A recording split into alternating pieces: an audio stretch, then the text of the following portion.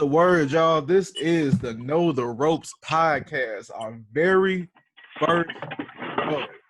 The very first one. It's been a long time in the making. I tell you, we've been talking about this for a good year or two so far. Yeah, Right. very long time. Been putting it off and everything, but during these times, we finally got together. So I'm about to introduce myself. I'm going to go by my alias on Instagram. I'm Cinko. And I got my two co-hosts with me.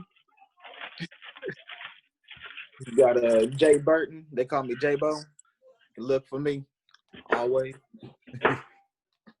Yeah, Big Harv, man. Big Harv. Y'all know me. There you Same, go. Same guy. Big Harv. Yeah. Yes, we are here. We are finally getting this off the ground. And I am excited.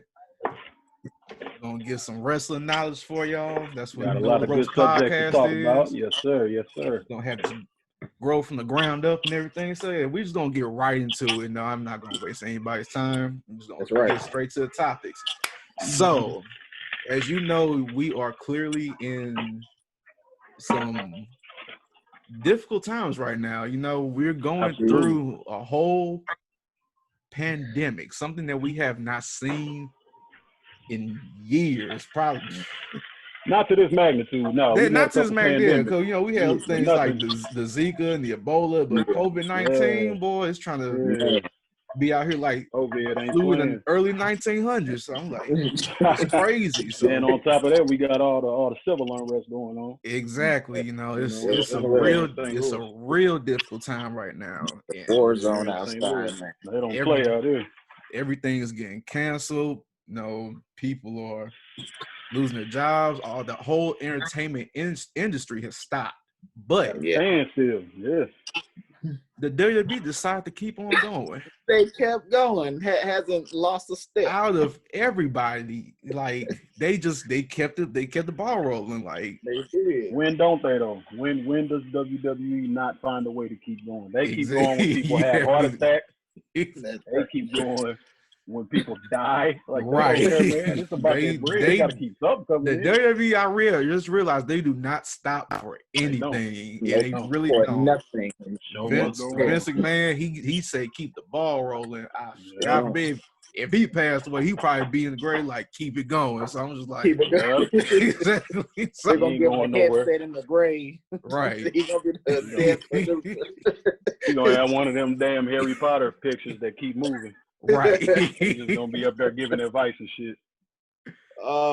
So with all of that, so with with like sports like the NBA canceling, tennis canceling, the Olympics being canceled, UFC was postponed for a bit, but they started getting back into their fights and everything.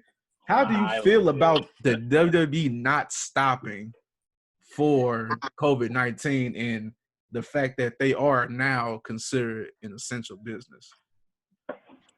I personally feel like that sets a very dangerous precedent going forward as far as what is and what isn't essential. Entertainment, of course, we do need in order to keep us distracted more than anything. It's a distraction. Right. Keep us, happy. It's something to get the endorphins going, everything moving. But these people are still being exposed, number one. Like, first and foremost, they people. They got families, they got friends, they got lives, you know what I'm saying? And when they leave wherever they are to perform and go back to their families, you don't know what they're coming in contact with, what type of care they're taking in order to cleanse themselves or their environment. Right. I feel like it's just putting too many people in danger. Not to be too nasty or whatever. We saw what Paige was doing with the Divas titles. You know what I'm saying? We saw what she was doing. He went there you know what I'm saying? Not to be rude. I love me some Paige. You know what I'm saying? Man, shit. Those videos still to this day. But what I'm saying is, that they have no way of knowing how clean each other are being. What type of hygiene they're keeping in place in order to minimize spread. Right. I feel like it's about money first and foremost, and overall, it's all about the money. I don't think it's about keeping them safe. I mean, I agree with J-Harv. Yeah, at the end of the day, it's about money. WWE, they used an ideology that, it's a distraction. It's a form of entertainment. But that same theory could have been applied to basketball, football, baseball. But WWE, they went ahead and said, yeah, we understand that, but we're a different type of distraction from them. Honestly, the whole real difference between them is that one of them is a competitive sport while the other one is, choreographed. K-Face. Yeah, K-Face. And also on top of that, just to piggyback off of Harv, you got pretty much most of the roster, they still travel on these planes. They travel on these planes, or they travel in the car just to go back home.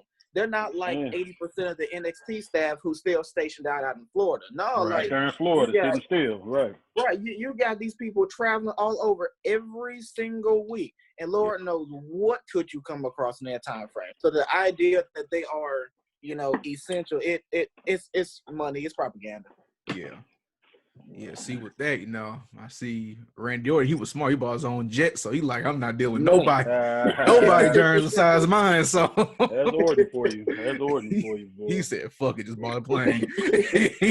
During the pandemic. Prissy right cat there. I know out of WWE. He's prissy. Right.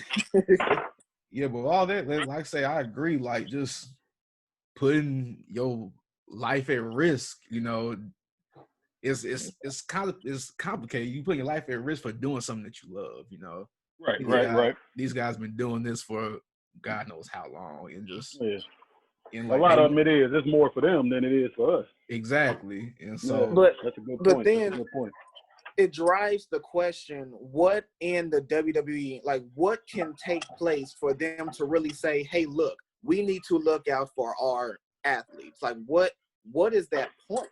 If COVID, has anybody there caught it? I don't think anybody there has actually been out with it, have they? It's only been allegedly like a couple people, as a ring announcer that had it, and a producer in the back. That's it. Yeah, it's got to be somebody that unfortunately people care about. Right. It's got to be somebody with a name. You know what I'm saying? Exactly. Like they were smart to send certain people home, and definitely like Big Roman Reigns. You know what I'm saying? And that, I don't know, it's scary as a business. I mean, even with WrestleMania, even though they didn't have it at the stadium this year, like they still kept it going on where there was no indication on what this was really going to do for the company. Like they just kept it going. So I'm really concerned with, what is WWE's limit, saying that, yes, we need to protect the superstars, or no, we don't. Just screw them and let's just put them in the ring, because all for entertainment at the end of the day. So piggybacking off of that, you spoke about WrestleMania and everything. We noticed how WrestleMania didn't have any fans. Yeah. This is the first WrestleMania with no fans, and I really cannot believe they actually went along with it. Right, exactly. And now we've been experiencing wrestling without fans for weeks. Now, granted, the past couple of weeks they brought in their NXT trainees for a quote unquote live crowd, but it's still not the same feel. Right. So with these fanless shows, like how do you like personally feel about them? Like, does it make you watch wrestling less? Well, I wouldn't. Go ahead, Jay. You got it. It to me personally, it makes us realize how important the fans are to each show. The fans is a strong, if not one of the strongest elements of each show. Like, for example, you can have like a match. You can have a match between two great wrestlers and put on a wrestling clinic. But if they're over in a city where they're just not hyped into it, it takes away from the match. Now, not only do you have a scenario where the crowd ain't hyped, you don't even have a crowd at all. So it takes away a lot of the magic and the feel and the energy of the show, no matter if the matches are good or not. It definitely takes away from the magic, man. It's hard to watch. It took me a minute I'm still not used to it, but it did take a while to actually get used to the fact that there was no crowd, no real noise, no real interaction. Yeah.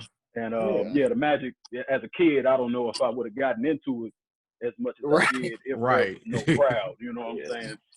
I definitely feel you on that. That goes in with the last subject, though. Like, that's why they just need to shut it down. They just need to let it go for a minute. Let it gestate. It ain't gonna go nowhere.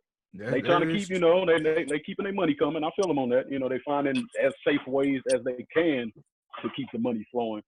But at the end of the day, it's not really worth Like WrestleMania, like he was saying, man, those moments didn't mean anything. Yeah, They had really big moments. Like, but when they replay them, whenever there's another live WrestleMania, when they replay them with the other shit that happened, it's not gonna look right. It's not gonna be remembered the same. Man, Jay Harv is right. If you think about it, like 5-10 years down the line, they're not gonna remember it for Drew McIntyre winning the WWE title. They're not gonna remember it for Charlotte beating Rhea Ripley for the NXT title. They're only gonna remember that it's the first WrestleMania with no fans. Silence. Yep, that's all they're gonna remember. Man. Wow. And so with that, we spoke about, saying that Drew McIntyre did win the title and everything. Yeah.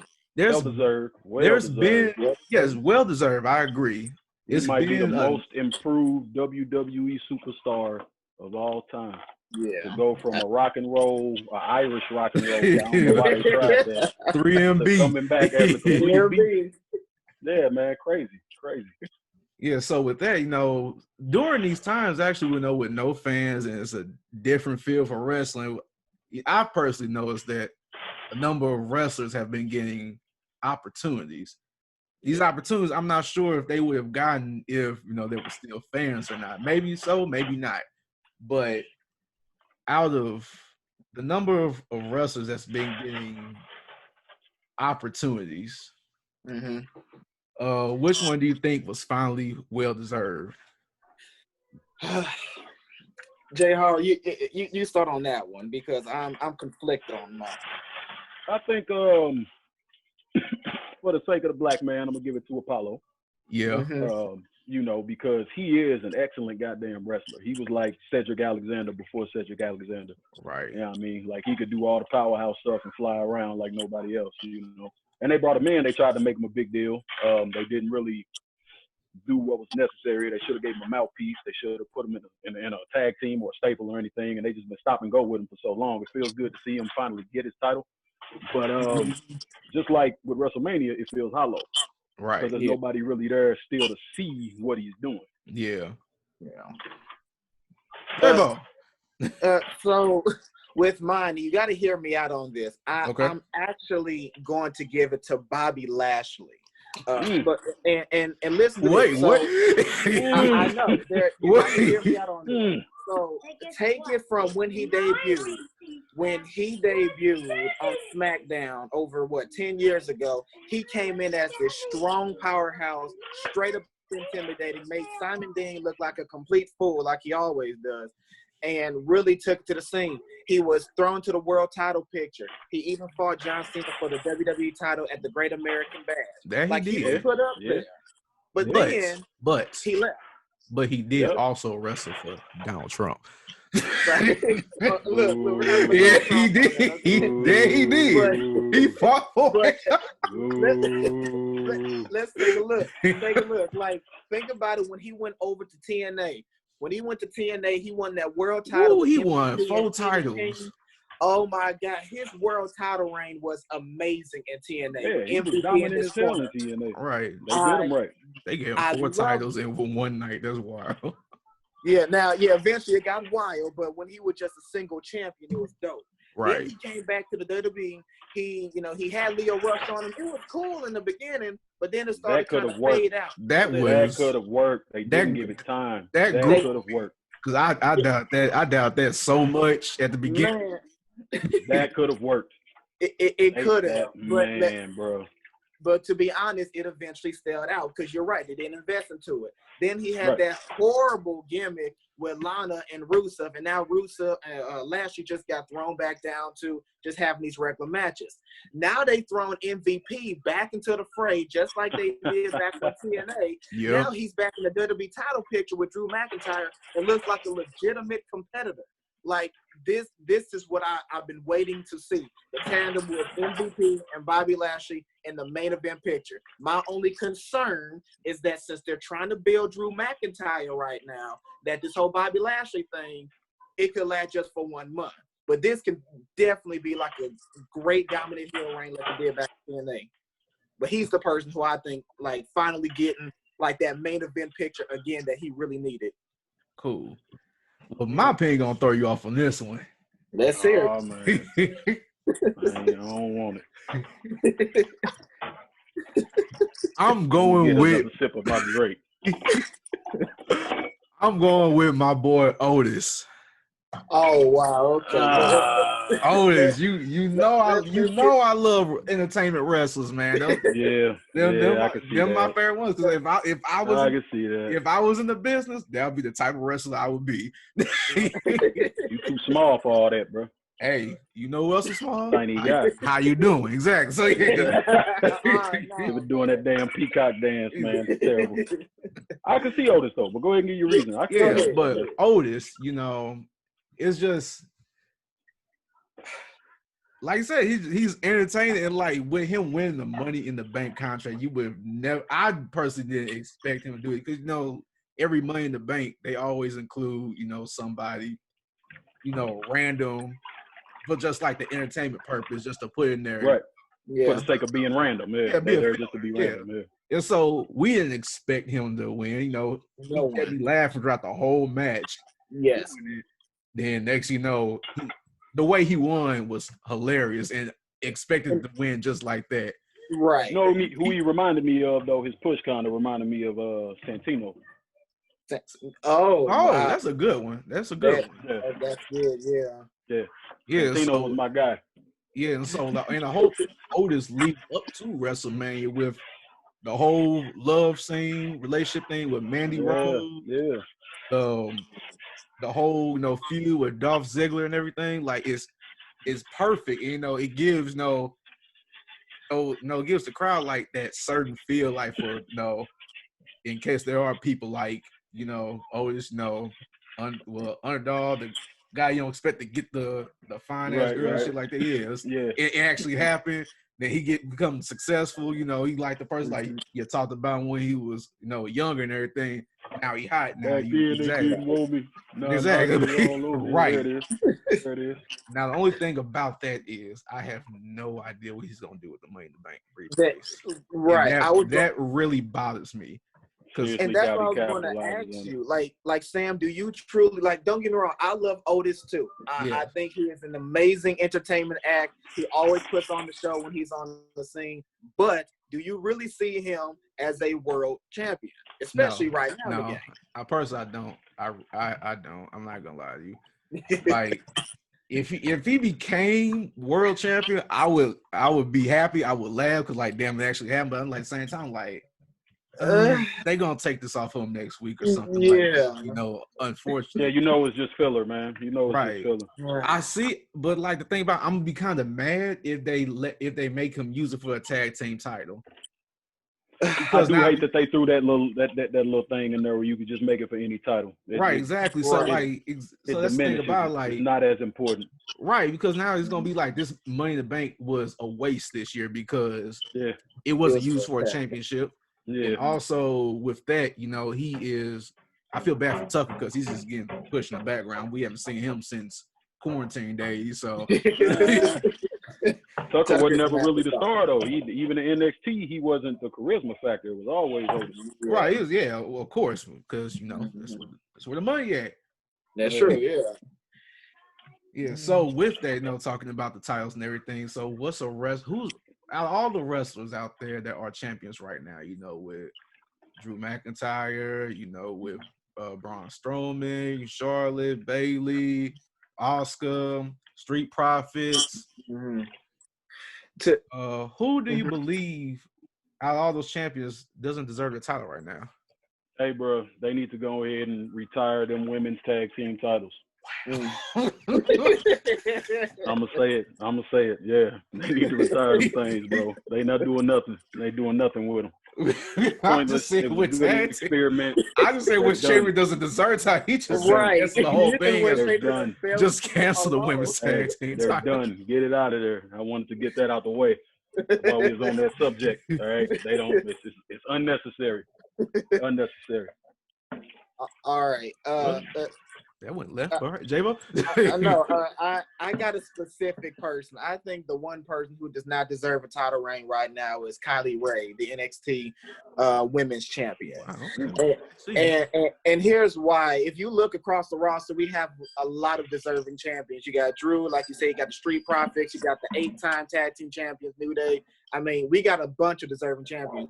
When Kylie Ray beat Toni Storm, that was just a big shock to me. I couldn't believe it. When Kylie Ray came in, I was like, okay, you're not a lot in the ring to me. And then when she beat her clean, it just didn't make sense to me. And even though, NXT UK, they're on their hiatus, of course, even now it's just like, you're not bringing any prestige to this belt. So she's the one that I can say that, doesn't deserve to be champion right now. Well, okay, he went the NXT route. I was gonna go with I can't say anything about cruiserweight talks, and nobody's got it. But nobody got the IC title either, bro, and that kills me. Oh yeah, that's another. That is. Yeah, that's why my rant's about they need to get rid of that. Give a woman the Intercontinental title. Give it to her. Why not? Why not? I was gonna go with Bayley. Bayley. Yeah. I don't do big booty Bayley. Big booty Bayley. Come on, bro. Come on, bro. Triple B's. I just feel like she has a stale title run, It's just she's there. Yeah. That's just my whole thing with I'm not gonna lie. I agree. Yeah, exactly. It's like I feel like she's been stale since she came up from NXT though. Like she's never really clicked on the main roster. They try to throw her in the picture and everything, but then just like the direction their creative's going with is just like the whole thing. Like when she had the heel turn at that moment, it was cool. Now it's just like.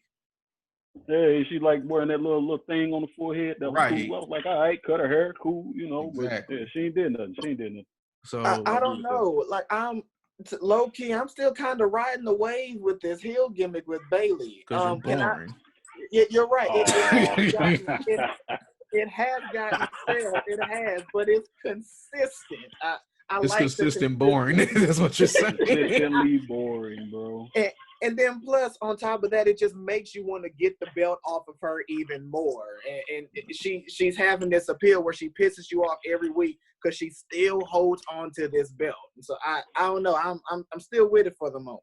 Now you're making her sound like Enzo, and she's like 50 times a better wrestler than Enzo. Wow. Okay. He's gonna go down that route. Like Enzo wasn't the best cruiserweight champion of all time, but hey, anyway, teach his own. So that's fine. It's okay. It's all right. Yeah, that's a whole topic in itself, right there. That's gonna be a whole show on its own, right there. Jesus Christ. Enzo versus the world. That's what we. And I'm gonna wear all his shirts every 10 minutes on this podcast. I'm gonna go tooth and nail with that. But like with Bayley, she just give me the Shinsuke Nakamura vibe. Like she just. Ooh, hey, stop talking, man. You know Shinsuke is stale too. Don't act like you it. Stop talking. Dude, Shinsuke, remember we came out like when y'all got so high we first came in, I'm like, okay. Then what happened? That is WWE's fault. That has nothing to do with him. Talking about strong style hitting like this. Yeah, I can see that. Whatever, man. Yeah. Whatever, dog. Yeah, so dang, time been flying by because we kind of run out of time now. So last part of the show. Wonder who called that. Look, if we want to pay $15 a month for extra time on Zoom, we can go ahead and do it. But I was just doing a cheap and free way. We can split that between 3 people. That's $5 each. But we can, but I don't know how long this is gonna last. I want to waste $15 for a month, then we do it in person. I feel like you're wasting time talking right now. What's the last time? Anyway, see, on the podcast, we're gonna have a quote unquote lightning round.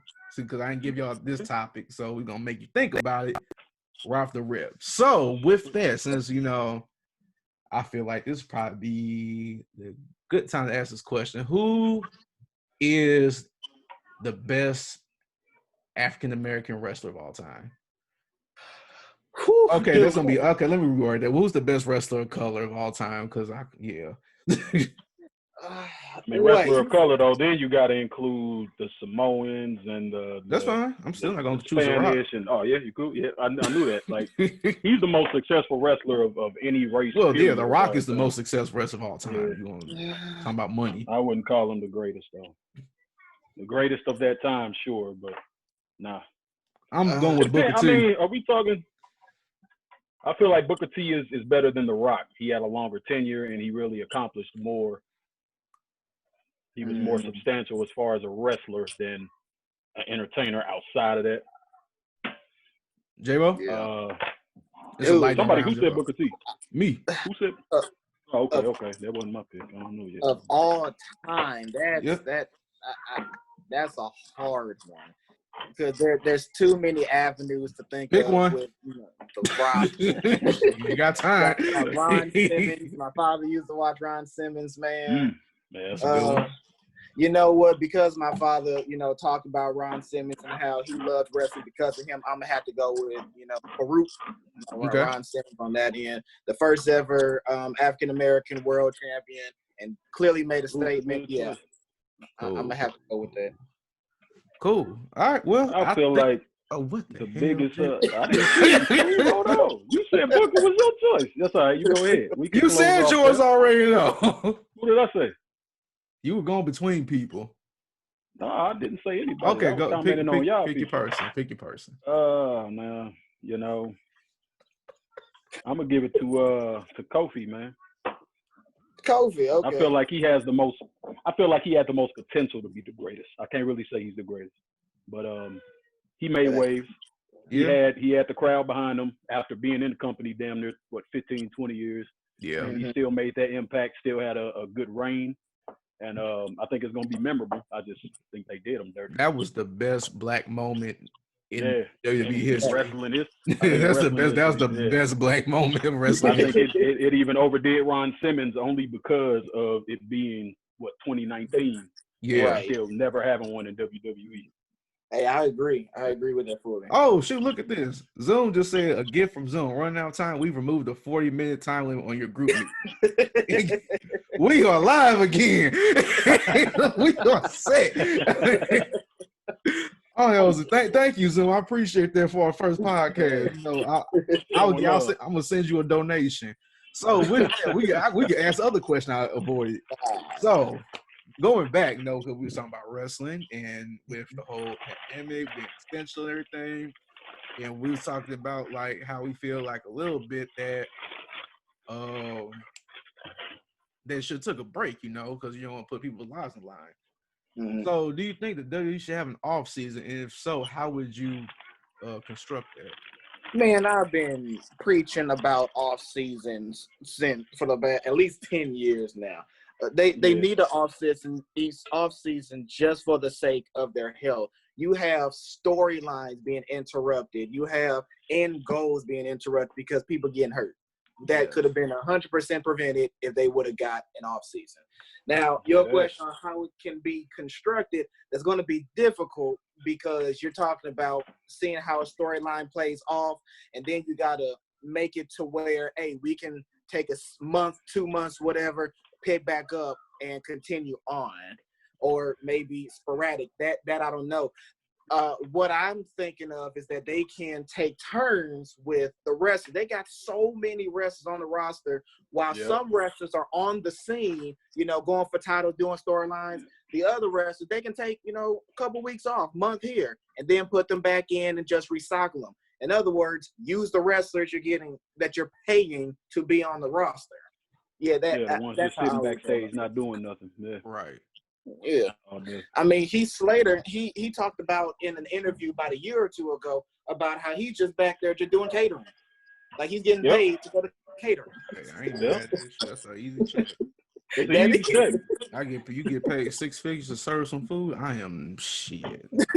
You want some wings or you want this Subway sandwich? Hey, I'm gonna present that shit real smooth too. It's just gonna be pretty. I'm gonna throw the parsley, sprinkle that thing like the salt, brother. All the parsley. Exactly. But to piggyback off Jay, I agree 100% with what you said, man. I feel like an off season will never happen where everybody's off for a month or so. I don't feel like that'll ever happen. So what you're talking about with rotating, I feel like is the smartest way to go, especially because WWE really only uses about 50, if that, of their active roster at a time. Yeah. Yeah. And they have like 150 cats they got just sitting waiting in the wings, NXT all over the place, where, like you said, basically I feel like champs should be as full-time as possible. I don't feel like they should do as many weekly matches. They could do promos, they could do backstage stuff. You know, I feel like to keep them healthy, have them wrestle as little as possible during the build-up. Right. I feel like that was also a good thing about having stables back in the day, is that that the is champ I think who about usually that. who usually led a stable, the champ would just chill, and you had to run through all the other cats in order to get to him at the end of the month for the pay-per-view. Right, because they be having wrestlers wrestle on Friday Night SmackDown before the pay-per-view show on Sunday. And then again Monday. They wrestle again Monday. It's just like, that's brutal. Yeah. Especially when they did the, that wild card rule when Vince was inviting people back and forth. So, like, imagine going from Raw to SmackDown. Yeah, that's too much shit. If they did do off season, like I agree, like health wise, they should do off season. But if they did do off season, they should just construct it like, in my mind, just like start like when SummerSlam starts. That's when the beginning of the season starts and it ends at WrestleMania.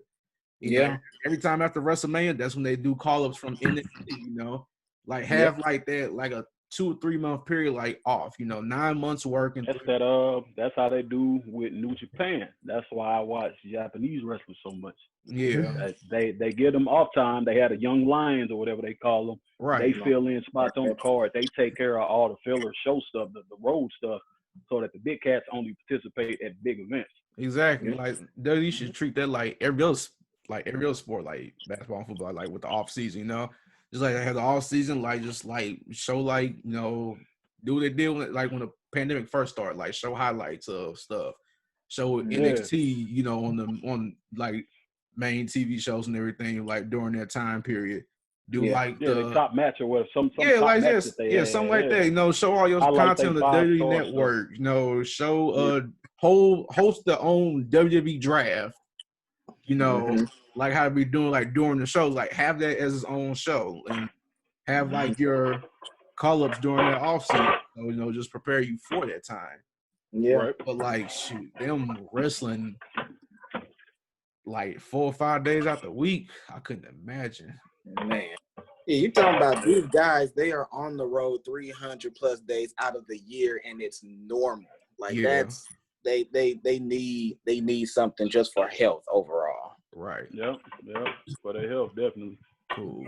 And then like they like to suspend them and do all that whenever they get caught with some drugs. Like, right. Man, I'm hurt. I'm like, shoot. I'm like, suspend me. Give me a 30. Give me 30 days off. Pass me that back, bro. Pass me that back. Also, if I take this ass from my bed, need that for the road. I was like, shoot, I'm chill at the crib. Yeah, but that's all the question I got, man. That's it for today. And then it's been a decent show. Yeah. So, we gonna talk. We're gonna work out the kinks, work out some segments. Yeah. I agree. Yeah, I agree. It's gonna be a very good experience for everybody. Couple of this, just help us grow. Y'all can follow us on all social media platforms, Twitter, Instagram, Facebook, and all that. When it comes out at Know the Ropes Podcast, I did it regular for Jay Harv because he wanted me but Know the Ropes. He didn't want to put THA in it because he hated it. But yeah, so don't hate on me, bro. So it's called Know the Ropes Podcast. Know the Ropes. NOWTHEROPE podcast. Yeah. So that's it. I'm Cinko, J-Bo, J Harv. We live. We set. Y'all stay safe and stay blessed. In the building, baby. In the building, stay clean. Baby. Wash your hands. Yeah. Wash your hands. Wash your ass. Clean your food. Wash the surfaces you prepare food on. Wash your hands. Stay in the crib. Stay in the crib. Get the virus from your Stop ordering stuff online. Stop ordering stuff online. I mean, that's how I got this stuff. I got online. You can order some stuff online. You can only order some stuff online. If I order online, we have this podcast equipment. So that's because you were supposed to get it like a half a year ago. That's right. All right, y'all, man. It's been good, man. All day. All right. We holler at you. Yeah. Said I'm about to bring it back to the block. Like my pocket holds a packet full of rocks, and I'm packing me a and my quick is the most hazardous of flocks that you couldn't count. A steady counting numbers from the record.